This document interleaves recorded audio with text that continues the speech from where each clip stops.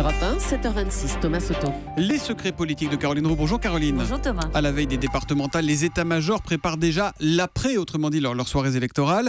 L'info politique, Caroline, c'est que Nicolas Sarkozy va tout faire pour éviter que l'UMP ne tombe entre les deux tours dans le piège du FN. Oui, dimanche soir à 18h30, Nicolas Sarkozy va réunir ses troupes pour étudier naturellement les résultats, mais aussi pour rappeler les grands principes vis-à-vis du front.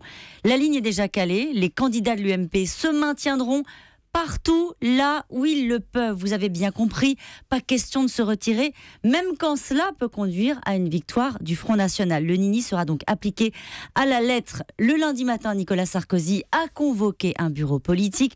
Alors Thomas, il ne refera pas l'erreur de laisser l'UMP dans le flou, de laisser monter les polémiques comme il l'avait fait après, vous vous souvenez, la législative partielle du Doubs. Il n'a pas programmé de conférence à Abu Dhabi ou ailleurs. L'ancien président sera aux manettes pour gérer l'entre-deux tours. Alors on se souvient qu'ici même, Éric Ciotti avait fixé l'objectif de l'UMP à 70 départements. Est-ce que Nicolas Sarkozy lui aussi se fixe un objectif ? Alors il a toujours refusé de le faire officiellement. Il est assez prudent sur ce sujet-là.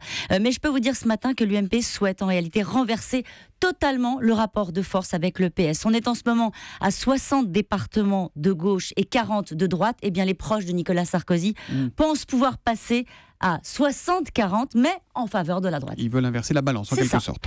La question politique du jour, Caroline, toujours à propos des départementales. Comment le chef de l'UMP a-t-il prévu de s'engager entre les deux tours ? Quelle campagne va-t-il faire ? Alors, il va choisir 2 déplacements symboliques en fonction des résultats. Alors, il a déjà une petite idée de l'endroit où il veut se montrer. Ça ne va pas vous surprendre. Ça sera où alors ? La Corrèze. Le département présente un triple intérêt. Ce sont naturellement les terres de François Hollande. Le département pourrait basculer à droite.